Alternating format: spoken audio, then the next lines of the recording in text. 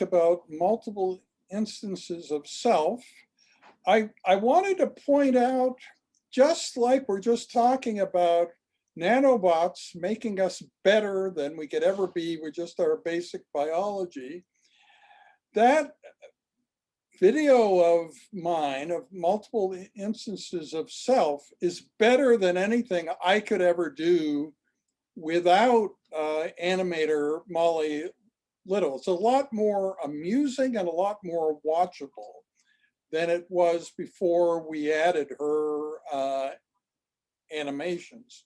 So I recommend that video very highly, but the best part is sort of her part. And that creativity is totally hers. I didn't tell her which images to use or where to put them or whatever. But it kind of increases the value of the video to you beyond the basic background of what's there. And gives you the idea. It's sort of hard to define. First of all, what would life be like if we actually had the intellect to keep track of multiple lives at once, not to get them mixed up, right? But on the other hand, if you think about having a lot of extra intellect, what else would you use it for? I mean, suppose that you were suddenly 3 times smarter than you are now. What would you do with that? How would your life be different? You know, if there's just one of you, it might not really make much difference.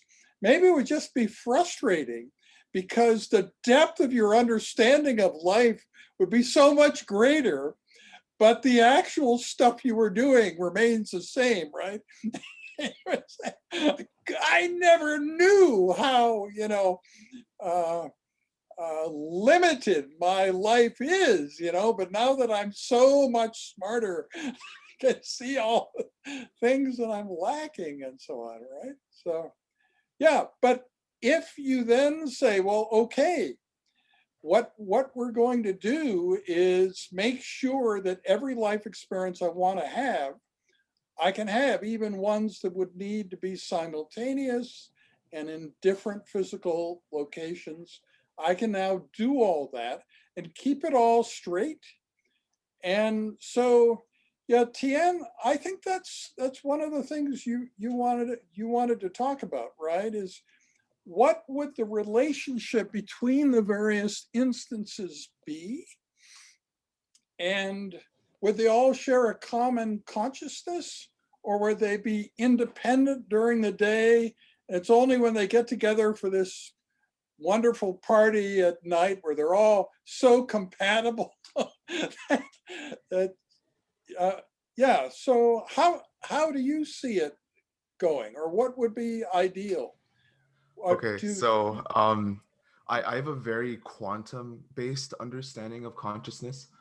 So when I first heard about this multiple instances thing, it instantly reminded me of some literature back in 2012 where they were theorizing how a teleporter would work, in which someone would walk in, they would literally be killed on the spot, but their exact replica would emerge on the other side.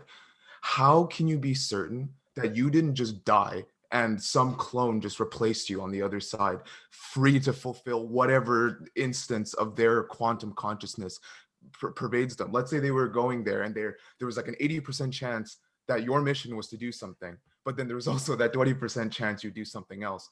What if the guy just decides not to do it or does something else, right? Like, it's very hard to say that entity and that lived experience will be contiguous amongst two different individuals. And But so for the idea of multiple instances, you're Canadian, right? Canadians can change their mind. You can already in a single day just wake up and say, okay, I'm going to do everything completely different now. Like it isn't very common to do that, but you have the freedom to do it. And you'd be surprised. Some human beings in Canada living very turbulent lives do change up things fairly frequently, So, so I'm not sure that they're so absolutely different if the new copy of you is pretty much identical to the old copy that just died. And if the thought patterns are sort of maintained, then I don't know if that new instance of you decides to do something different.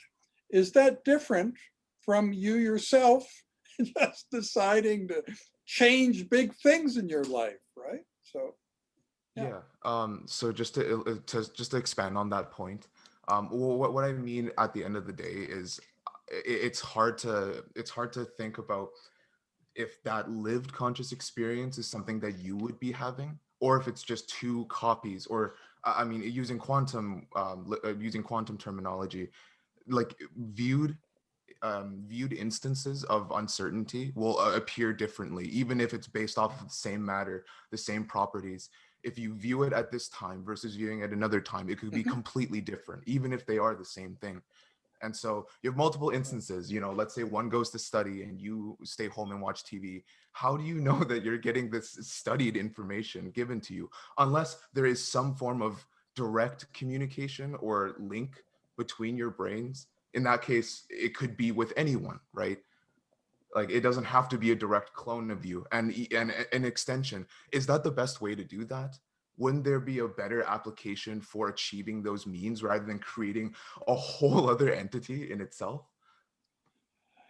See, I don't have any one specific protocol that I think should be followed. I mean, in fact, if you think about what we did in making the cutouts, it was kind of interesting and self-organizing how that worked. Think, okay, you're taking this course, and one of the students involved with the course, Ching-Yin Wang from the University of Montreal, suggests that every student get this coroplast cutout of themselves, right?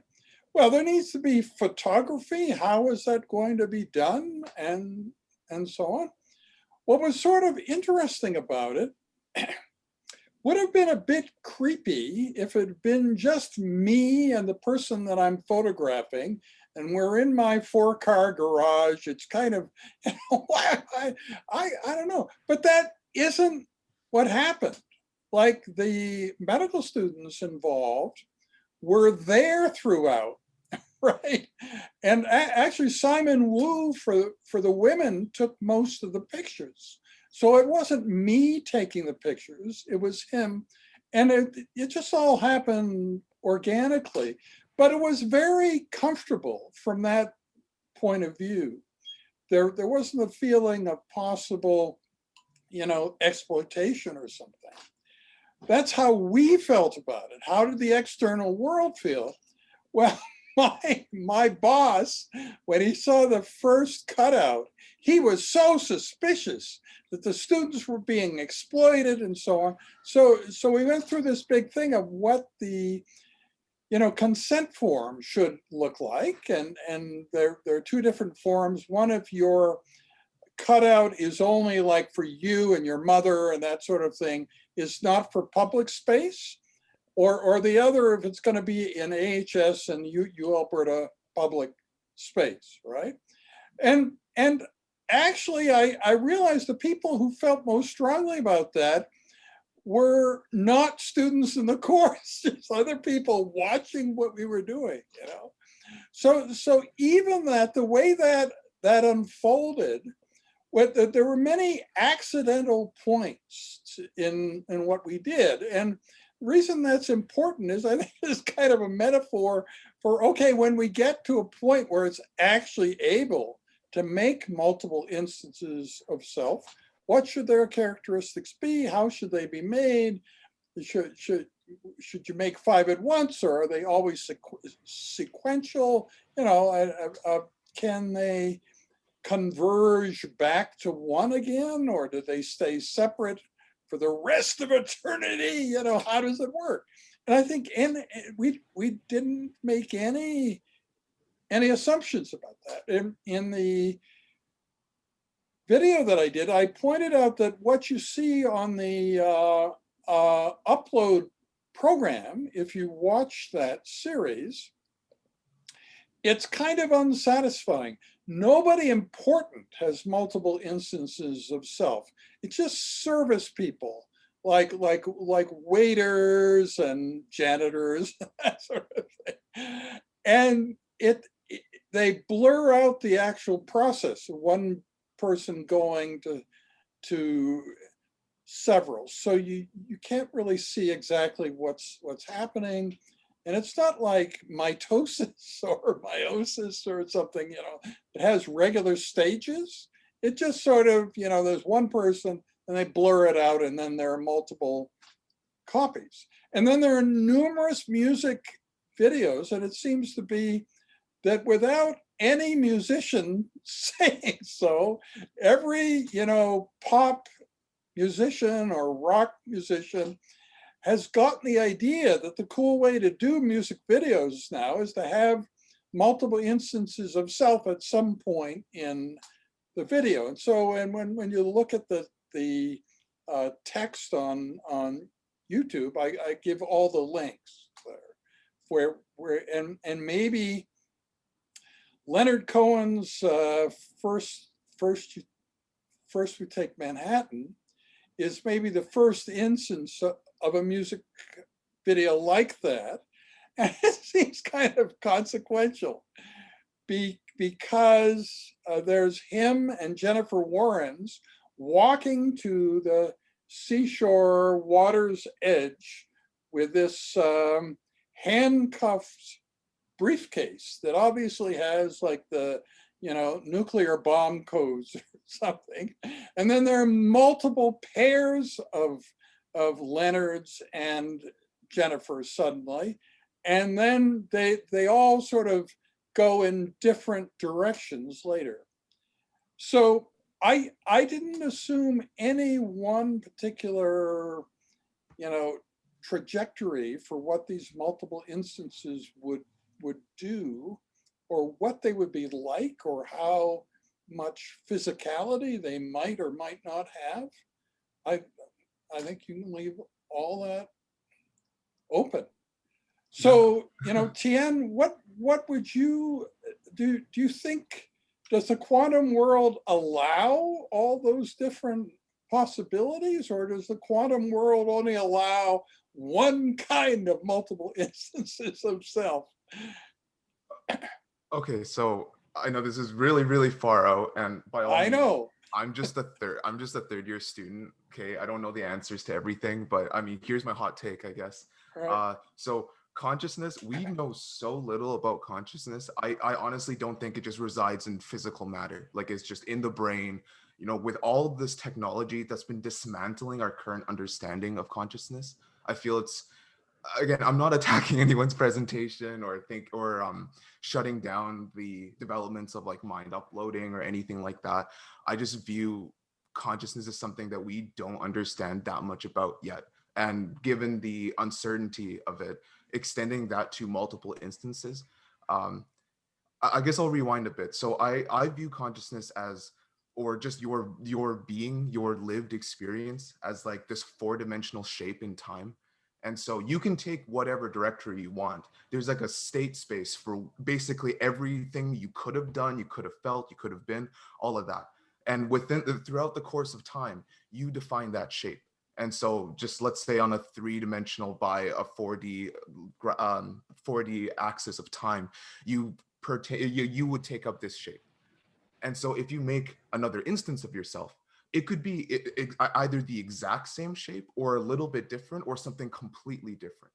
Either way, it would be, again, viewing an uncertainty, which will make it into a state that isn't guaranteed to be where it started from. And so you don't have agency over it. That's the message at the end of the day. If you were to make an instance of yourself, it would be like having a child, or even just creating life from something. You can't exercise agency over it directly, and your conscious experience would not be the same as that one. And so if I made a clone of myself, we would be arguing about who would be studying, because I mean, I don't think either of us would want to study over doing something fun, for example.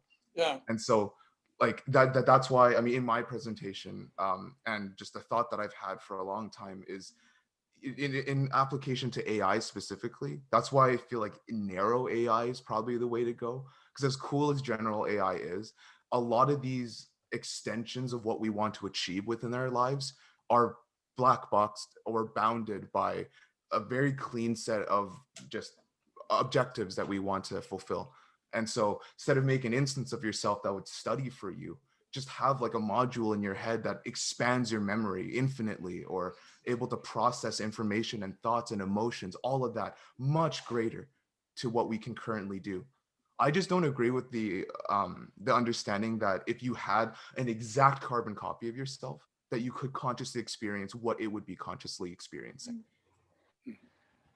I wonder how quantum entanglement would play into this. Like, I was just thinking about it and I was like, okay, by the rules of quantum entanglement, you know, you have two particles, right? For example, like two electrons, and if one is entangled with another electron, if one is spin up, the other one's spin down, right? So then I was thinking, okay, maybe we're only going to be able to have two existing copies of ourselves that are entangled. But then I was like, we have multiple different particles in us, so it's like quantum computing. There's an infinite amount of combinations that could exist. So I mean, who can tell what the nature of how these multiple instances will work, how they will manifest themselves. And one thing I'll just say, like, just to what you said, Tian, about, you know, studying and working on like, you know, building our memory capacities using some sort of, you know, neurotech or something like that. I think the problem with that is because the problem is with education, because education emphasizes the information that's already in your head.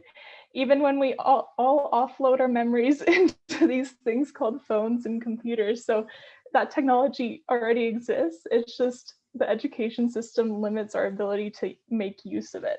That's my one big gripe with the education system. On a whole other tangent now, ethically, like judging by like virtue ethics and things like that, would we only want certain people to make multiple instances of themselves? Like, would we have to ban people from making instances of themselves because they're just bad people and we don't need more of them? I mean, with the use of this technology, then, I mean, it applies to like atomic or any other really hyper changing technology out there, right? We don't want it to fall into the hands of people who would abuse it. I just think it's impossible to do so from a philosophical standpoint, that you could have another conscious experience or another conscious entity be of your own. Like, I just don't think it's possible. You can create another copy of yourself, but you don't have agency over what it would do in its life. So if you, let's say, cloned Hitler, but this Hitler was good at art and went to art school, then hey, look at that. You have a really good artist now, right? Like, you can't, I just don't believe you can make multiple instances of yourself in the way of expanding or adding on to your conscious experience. And so that technology, in my opinion, just wouldn't exist. You can make copies of people, right? Like, let's say cloning technology gets to that point and you can make clones of yourself ad infinitum. Well, then you would just have multiple, you know, versions of yourself that would have very individual experiences, you know, built off the same DNA. And let's say given a same or different environment, they would just be acting differently. And none of those experiences you would incorporate unless they like talk to you. For example, that people talking to each other is how they share their conscious experience. And so that is no different than what we currently do. Yeah. I wonder if there would be any sort of primacy that's given to the original person as a sort of cause of all these other That's copies. Another thing. Yeah, like I believe that when you make in the, I guess, in the conversation of making multiple instances, they would carry your memories, everything that you had up to that point of being instanced. They would know. So they would know about your birth, they would know about all the traumatic childhood memories you had, and they would just work from there. And so I guess in essence, you can't even distinguish the two, because they both are from the past knowing everything about you. And so they are as you would be. They would just act according to again, the quantum rules of uncertainty. Oh man, this is so uncanny because this is actually relating to what I did for like a research paper for a course on Catholicism of all things, about like how Catholics and Christians understand the Trinity. You know, like some of the philosophy surrounding that, like it goes like way deep into like time travel and like how multiple instances can simultaneously be different but be one, right? Like how the Father, the Son, and the Holy Spirit are seen as one. And this is really surprising to me because it just goes to show how these sort of heuristics from religion and whatever are still actually quite useful in even discussions of multiple instances itself.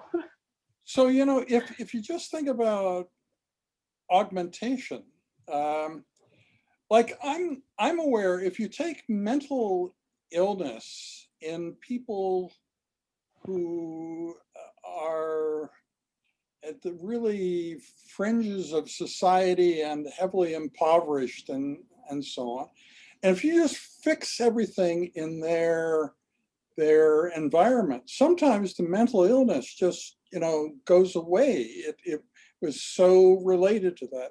So how does that relate to the influence of being augmented? If you think of a very evil person, a person with a bad personality, with a certain intellect level, right? And you augment that intellect threefold, they may instantly realize I've been wrong, you know? Wow, I've really been wrong about stuff, right? And so it's not going to work 100% of the time. We don't know how many instances of this person instantly becoming like moral and balanced just by having greater intellect, but there will be some instances of that. So it'll be really interesting to see when being evil and really terrible person is a permanent state. No matter how smart you get, nothing fixes it, right? And when it's entirely based on your limited understanding of the world around you. And once that's improved, then the disorder just goes away. So this is something else that we will discover. I wonder if it would be useful for people with, limited intrinsic motivation who already are at that base level where they don't have the motivation to, or the energy to engage with the world. Like, would multiple instances of self be effective in sort of inspiring motivation? Would it be able to like surmount that barrier? Because I find that that's the biggest thing when we think of the future, because some of us just might not have the motivation to go through all these things, multiple instances of self. The strange thing about that, in my 74, almost 75 years, the instances of like failed human motivation are in very wealthy families, usually the younger children. Like, they realize early on, wow, I really lucked into something here. I live in a mansion and we get all this stuff and I don't have to accomplish anything or do anything. I'll still have a great life, right?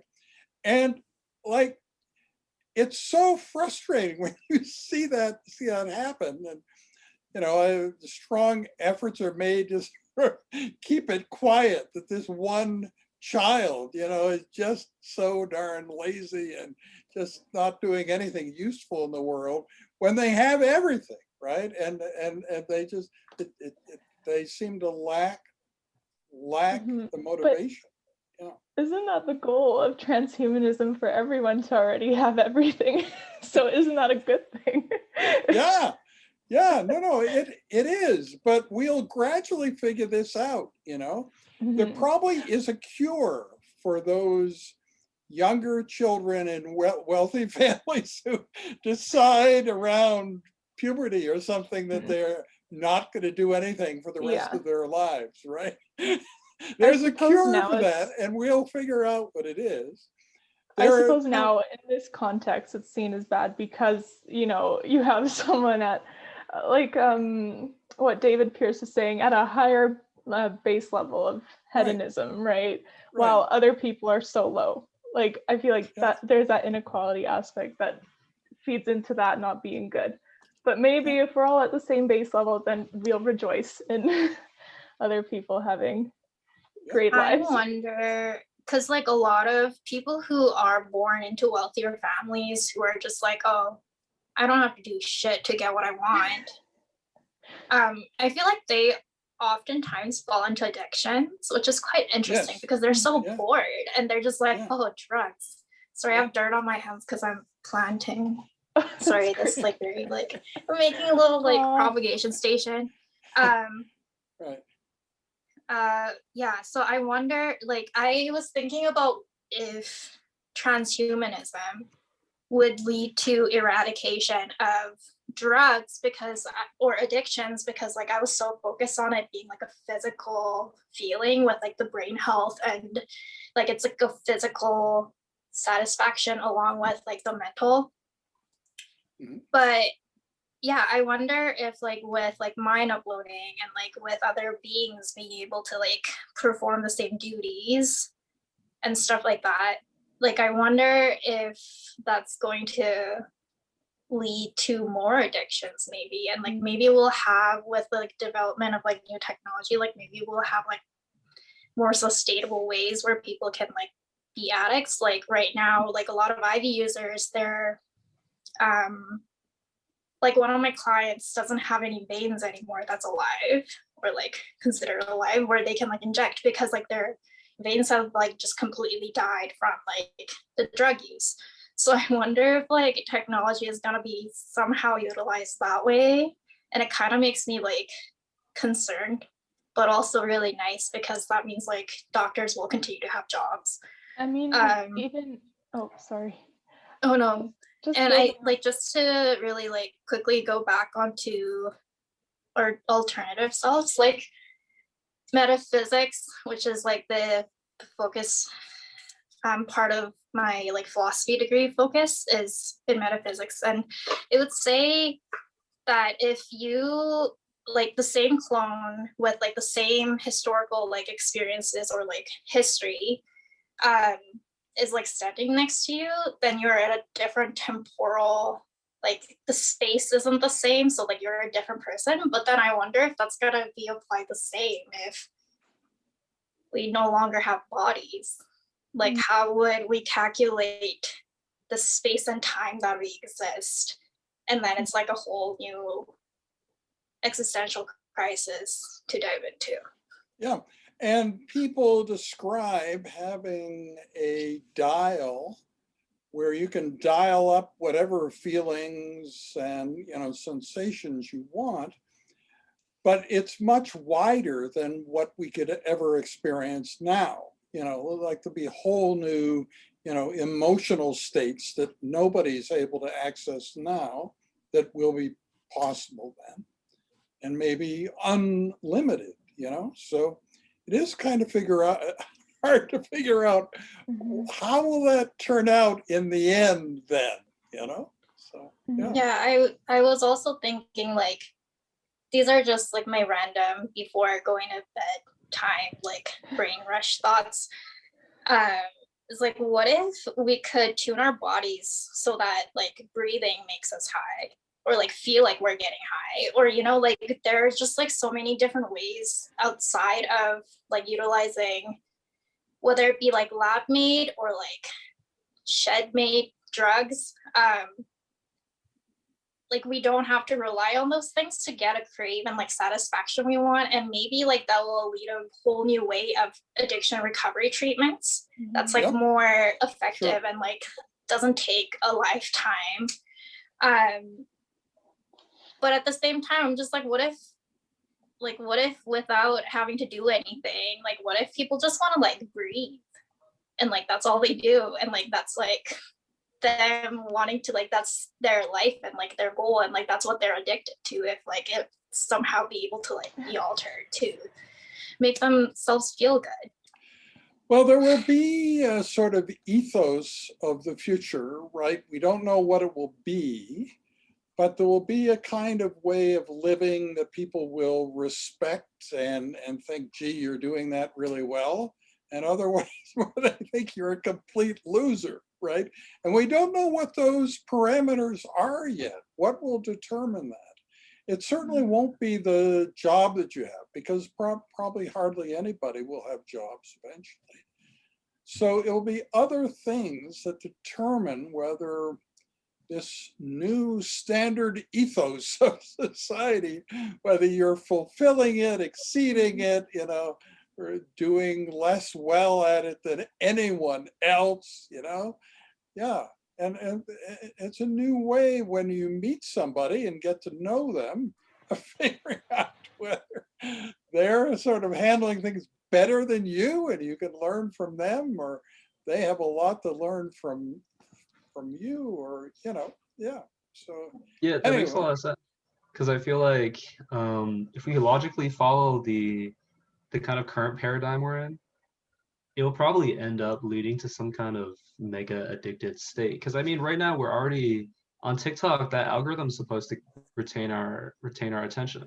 We're supposed to keep getting that hit of serotonin over and over and over again, and it's unscrollable. I mean, it's infinitely scrollable. That's almost like I can't even think of a more sophisticated social media engine. No, you're absolutely right. Now you would appreciate that I don't know much about Instagram. I've only been on it since February 1st.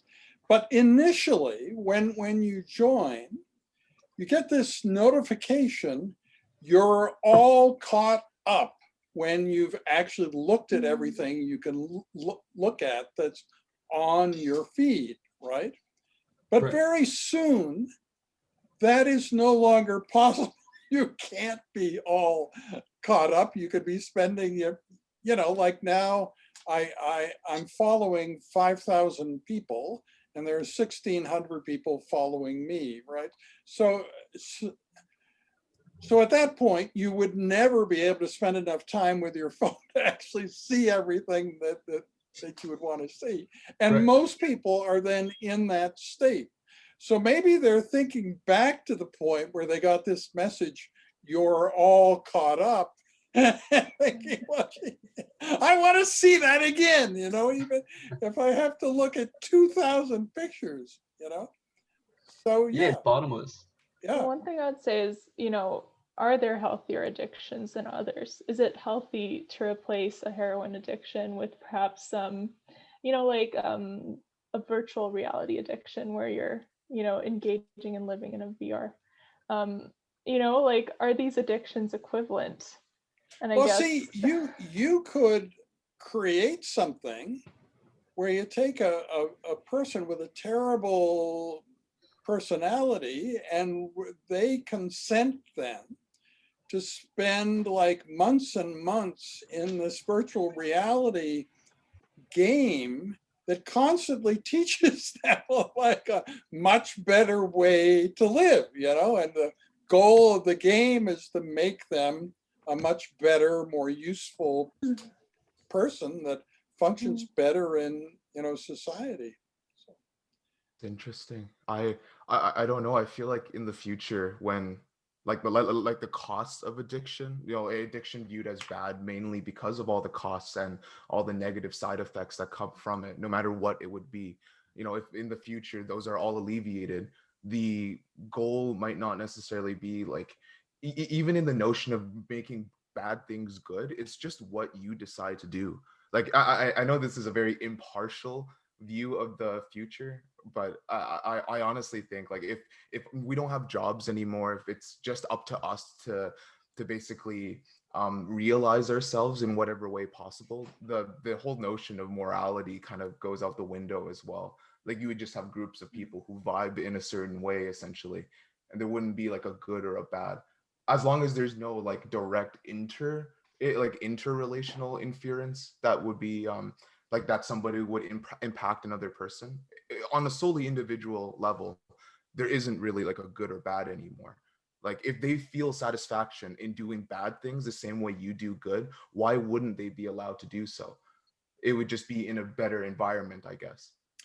But you could create the sort of world you're talking about. You could create another world where the rewards for being good are much greater than they are now, and the penalties for being bad are much worse, right? So you're kind of shaping people into these in a certain definition of what's moral. You're making them much more moral than people are today, because that's simply how the system works. And you could create either one of those kinds of systems or something entirely. Is it ethical to make people more moral based on your own It morals? might be more evil than anything else you could do, right? Yeah, I don't know. I think it's 4 o'clock. It's probably Yeah. logical time to. So what I'm going to do is create 4 videos today. There'll be the 3 presentations, and then 1 just of this multiple instances of self-discussion. And you've probably all realized the way the videos work. It's much harder for me to edit it down to just the one talk. So the person who talks first, their video, actually, if you keep on watching it, is the entire session, but it gets the title of the first person talking. Then the second person, I'm starting with the beginning of the second presentation. It's just easier not to have to do that edit at the back. So it means like today, the video length of the first person presenting will be quite long, but probably nobody will actually watch it, because the latter part of it is not what the title says it is. And people say, oh, what the heck is that? And they'll stop watching, right? So anyway, that's just easier because I'm doing the editing, and also the file size of these Zoom videos is pretty tiny. So it isn't like we're ending up with huge files. You know, they're usually like 1 gigabyte or gigabyte and a half at the most. Whereas if you're shooting regular 4K video, you can end up with huge files, 100 gigabytes, something like that. So yeah. Anyway, so thank you for today, and we'll see you again on Tuesday. Have a great weekend, guys. Oh God, I have so much dirt on my hands. Bye. Bye-bye.